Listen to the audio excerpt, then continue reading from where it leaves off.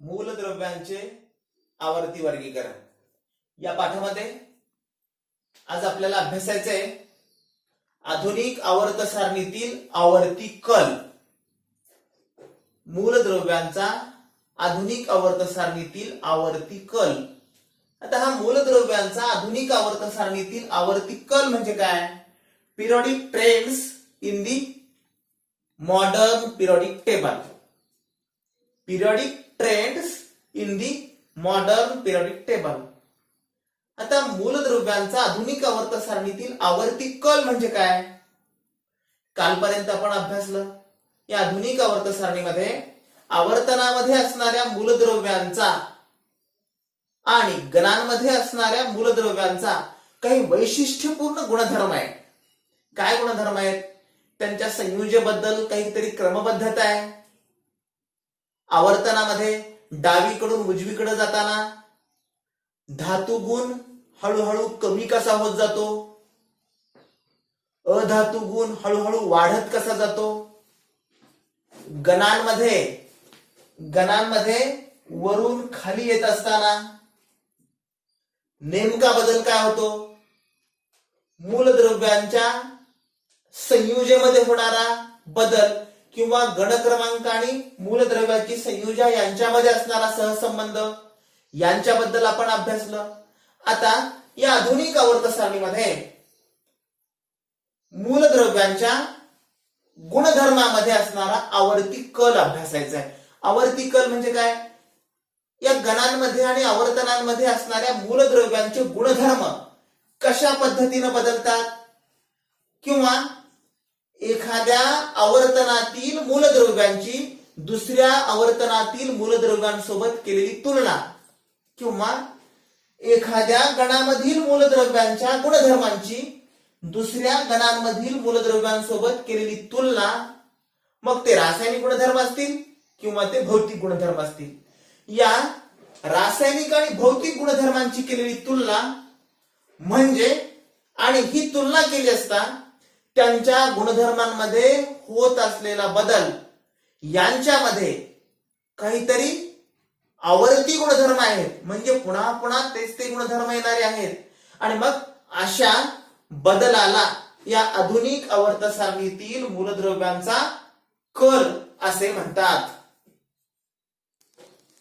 आधुनिक आवर्त सारणीमध्ये एखाद्या गणामध्ये असणाऱ्या मूलद्रव्यांच्या गुणधर्मामध्ये किंवा एखाद्या आवर्तनामध्ये असणाऱ्या मूलद्रव्यांच्या गुणधर्मामध्ये काहीतरी तुलना केली असता त्यांच्या होणाऱ्या बदलांमध्ये नियमितता दिसून येते. म्हणजे बदल हे नियमितपणे होताना दिसून येतात किंवा ते क्रमवार होणारे बदल असतात किंवा हळूहळू कमी होत जाणे, हळूहळू वाढत जाणे, अशा प्रकारचे ते बदल असतात.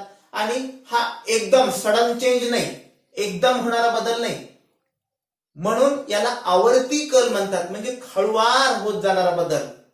म्हणून आधुनिक आवर्त सारणीतील मूलद्रव्यांचा कल असं म्हणतात, कारण या बदलांमध्ये एक नियमितपणा आहे, नियमितता दिसून येते. आता या 10वीच्या अभ्यासक्रमामध्ये या पाठामध्ये आपल्याला साधारणपणे 3 गुणधर्मांमध्ये होणारा बदल आणि हा नियमित बदल कसा होतो ते अभ्यासायचे. त्यामध्ये नंबर 1 ला अभ्यासायचे मुद्दा संयोजन, म्हणजे आधुनिक आवर्त सारणीमध्ये गणांमध्ये असणाऱ्या मूलद्रव्यांची संयोजन आणि त्यांच्यामध्ये होणारा नियमित बदल कसा होतो. आवर्तनामध्ये असणाऱ्या मूलद्रव्यांची संयोजन आणि त्यांच्या गुणधर्मामध्ये होणारा नियमित बदल कसा होतो हे अभ्यासायचे. त्यानंतर नंबर 2 चा मुद्दा अभ्यासायचा अणूचा आकारमान, तेही याच बाबतीत आता सांगितल्याप्रमाणे त्याच गुणधर्माची तुलना करायची, आकारमान कमी कसं होतं, वाढत कसं जातं. आणि तिसरा मुद्दा अभ्यासायचा आपल्याला धातू आणि अधातू यांच्या गुणधर्मांमध्ये होणारा बदल आणि त्या बदलांमध्ये असणारी नियमितता. सर्वात अगोदर आपल्याला अभ्यासायचं आता प्रथम संयोजन.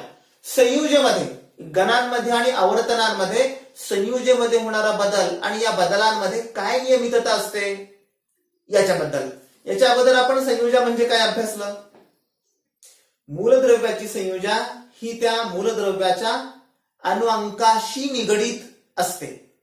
आणि अणुअंक माहिती असल्यानंतर आपण त्या मूलद्रव्याचं इलेक्ट्रॉन स्वरूपण लिहितो.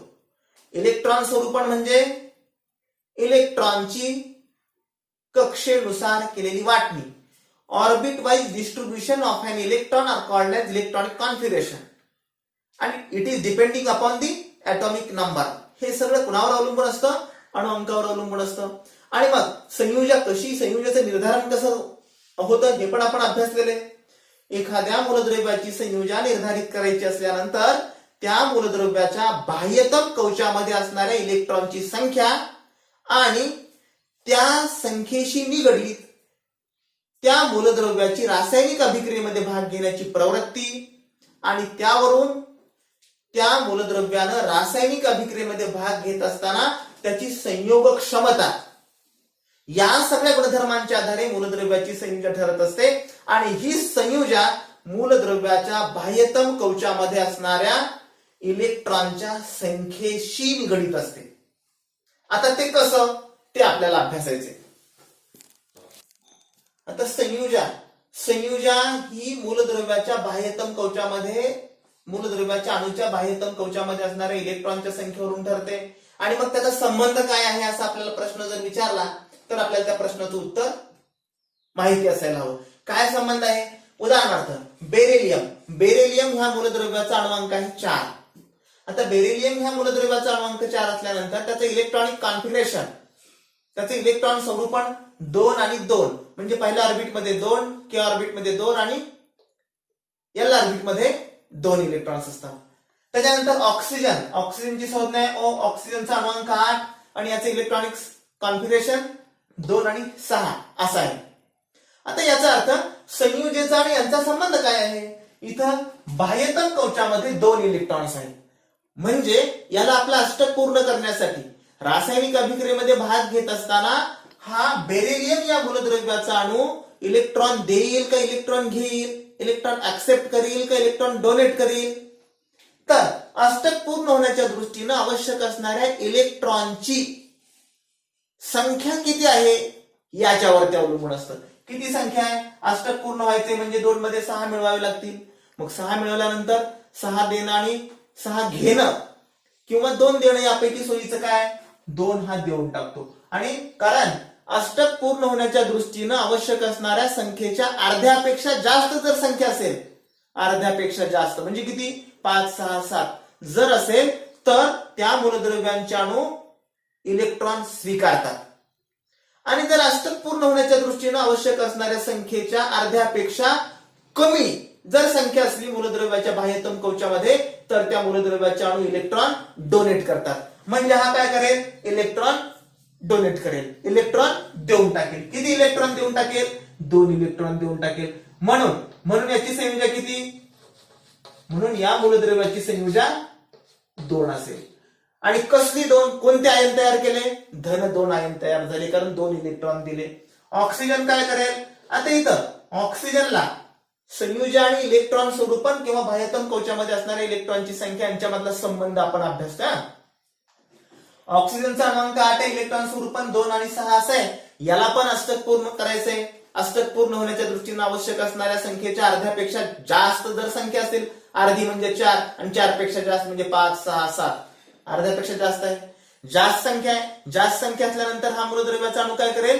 इलेक्ट्रॉन स्वीकारेल. आता किती गरज आहे? 6 मध्ये 8 होण्याच्या दृष्टीने आवश्यक इलेक्ट्रॉनची संख्या किती आहे? 2. म्हणून याची संयुजा किती? 2. आता पहा, बेरिलियमची पण संयुजा 2 आहे आणि ऑक्सिजनची पण संयुजा 2च आहे. म्हणजे संयुजा आणि इलेक्ट्रॉन स्वरूपण यांच्यामध्ये असणारा संबंध काय आहे किंवा बाह्यतम कवचामध्ये असणारे इलेक्ट्रॉनची संख्या आणि त्या मूलद्रव्याची संयुजा यांच्यामध्ये असणारा संबंध याप्रमाणे आहे हे आपल्याला यावरून लक्षात येतं. त्याचबरोबर दुसरी महत्वाची बाब, आता बेरिलियम हा कोणत्या गणामध्ये असणारा मूलद्रव्य आहे? कोणत्या गणामध्ये असणारा मूलद्रव्य आहे बेरिलियम? हे आपल्याला त्याचं इलेक्ट्रॉन स्वरूपण पाहून देखील सांगता येतं. कसं? याला किती कक्षा आहेत? 1, 2 के आणि एल. के एल 2 आहेत कवच, 2 कवच. त्याचा अर्थ हा कोणत्या गणामध्ये असला पाहिजे?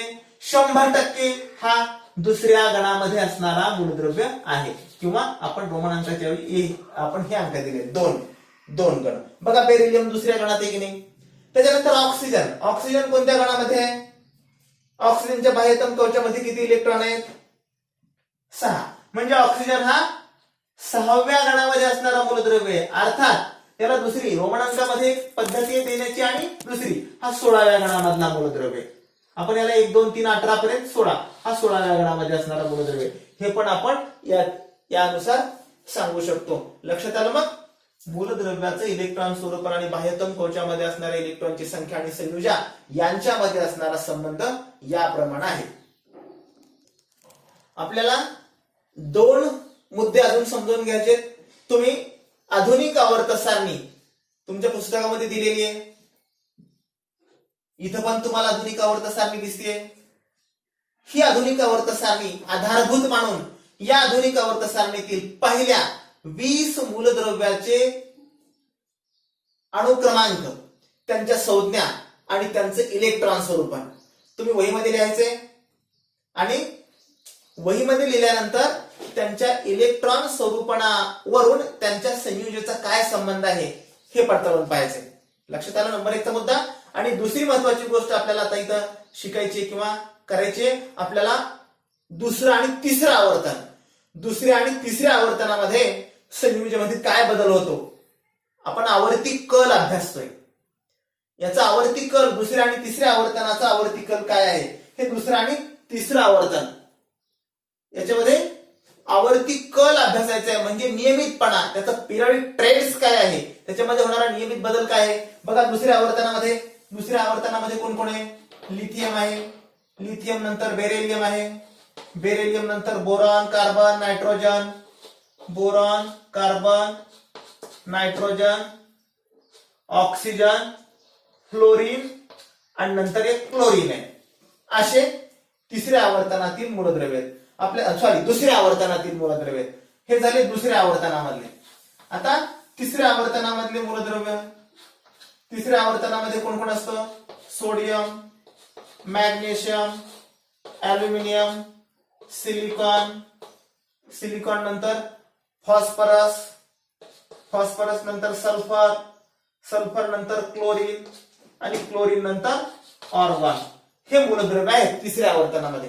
आपल्याला दोघांमध्ये असणाऱ्या संयोजनेबद्दल अभ्यासायचे आपण, संयोजन या गुणधर्माबद्दल. आता लिथियमचा अणुअंक आहे 3.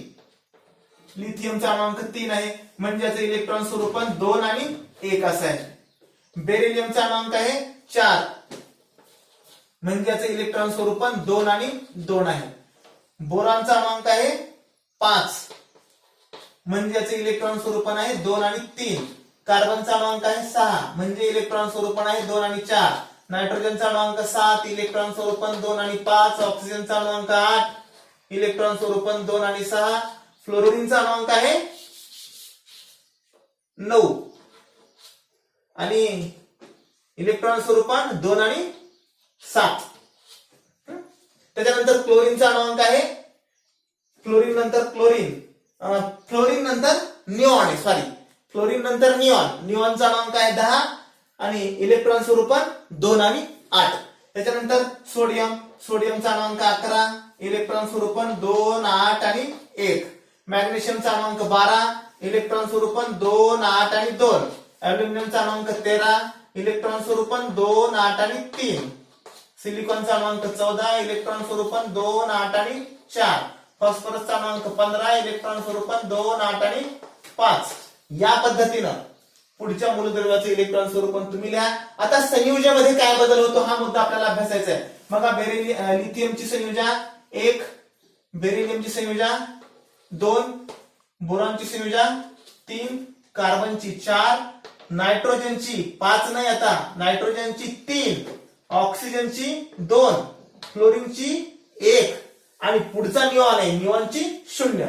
इथं पण तसंच सोडियमची 1, मॅग्नेशियमची 2, ॲल्युमिनियमची 3, सिलिकॉनची 4, फॉस्फरसची 3, सल्फरची 2, क्लोरीनची 1 आणि ऑर्गॉनची 0. इथं जर लिहिलं हे 16 सल्फरचा आणि 2, 8 आणि 6. क्लोरीनचा अणुअंक 17, इलेक्ट्रॉन स्वरूपण 2, 8 आणि 7. ऑर्गॉनचं 18, इलेक्ट्रॉन स्वरूपन 2, 8 आणि 8. आता बघा संयुजेमध्ये काय, संयुजेमध्ये कसा बदल होतो, म्हणजे दुसऱ्या आणि तिसऱ्या आवर्ताचा जर विचार केला तर दुसऱ्या आणि तिसऱ्या आवर्तामध्ये डावीकडून उजवीकडे जाताना क्रमशः संयुजा 4 पर्यंत वाढत जाते. बघा इथे वाढली की नाही, 1 2 3 4 पर्यंत संयुजा वाढत गेली आणि 4 नंतर 3 पासून 0 पर्यंत संयुजा हळूहळू कमी कमी होत जाते. म्हणजे इथं 3 2 1 0 हा बदल नियमित होणारा बदल आहे आणि म्हणून याला आवर्ती कल म्हणतात. आधुनिक आवर्त सारणीमध्ये आवर्तामध्ये डावीकडून उजवीकडे जाताना संयुजा क्रमशः 4 पर्यंत वाढत जाते आणि 4 पासून 0 पर्यंत कमी होत जाते. हा संयुजेचा संबंध. आता आपल्याला गणामध्ये वरून खाली येत असताना संयुजेचा आवर्ती कल पिरियडिक ट्रेंड्स काय आहे हे अभ्यासायचे. गण म्हणजे काय, उभे स्तंभ. याच्यामध्ये आपल्याला 3 उदाहरणं सांगितलेली आहेत, पहिला, दुसरा आणि 18वा गण. तर पहिल्या गणातील मूलद्रव्यांची नावं बघा, आवर्त सारणी तुमच्या पुस्तकात आहे, तुम्ही आवर्त सारणी पाहायची. पहिल्या गणामध्ये hydrogen, lithium, sodium, potassium, rubidium हे मूलद्रव्य आहेत. तर दुसऱ्या आणि खाली पण आहेत, खाली आता इथपर्यंत सांगतो मी 5 गणामध्ये. दुसऱ्या गणात beryllium, magnesium, calcium, strontium, barium हे मूलद्रव्य आहेत. तर 18व्या गणामध्ये helium, neon, argon, krypton, xenon आणि रेडॉन हे मूलद्रव्य आहेत 18व्या गणामध्ये. आता यांच्या संयुजेमध्ये होणारा बदल काय गणामध्ये.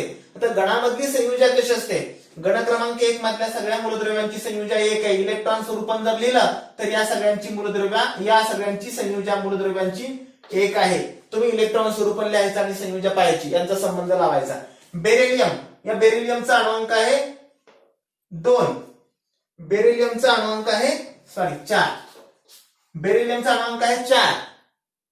अणुअंक 4 आहे आणि याचे इलेक्ट्रॉन स्वरूपन कसं होईल, 2 आणि 2 म्हणजे बाह्यतम कवचामध्ये 2 इलेक्ट्रॉन आहेत. मॅग्नेशियमचं 12 आहे, इलेक्ट्रॉन स्वरूपन होईल 2, 8 आणि 2.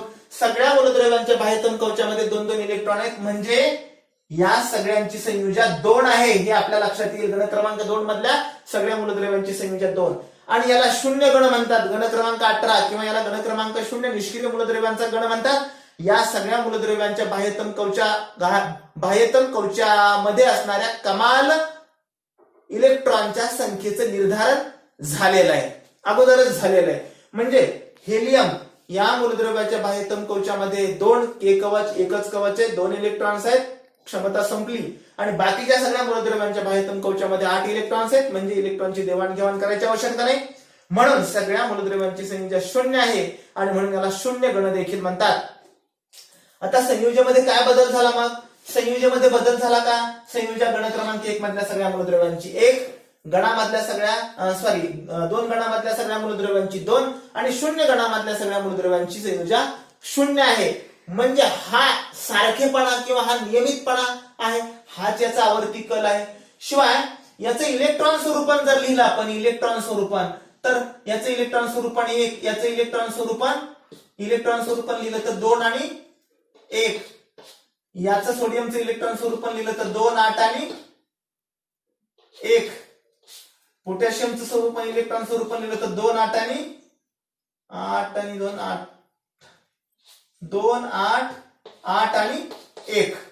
आणि त्याचप्रमाणे याचं इलेक्ट्रॉन स्वरूपन, म्हणजे इलेक्ट्रॉन स्वरूपणामध्ये देखील क्रमबद्धता आहे, नियमितपणा आहे. काय नियमितपणा इलेक्ट्रॉन स्वरूपणामध्ये, गणामध्ये वरून खाली येत असताना प्रत्येक एका कवचाची भर पडत जाते. बघा हायड्रोजनला 1 कवच आहे, एवढंच इलेक्ट्रॉन स्वरूपन. लिथियमला 2 कवच आहेत, 2 इलेक्ट्रॉन स्वरूपणाची कवच झाली. सोडियमला 3, पोटॅशियमला 4, रुबिडियमला 5 येतील. या पद्धतीनं बाकीच्या मूलद्रव्यांचं इलेक्ट्रॉन स्वरूपन तुम्ही लिहा, त्यांच्या संयुजेचं निर्धारण करा आणि गणांमधला कल काय आहे, आवर्ती कल, हे लक्षात घ्या. या ठिकाणी हा मुद्दा संपतो.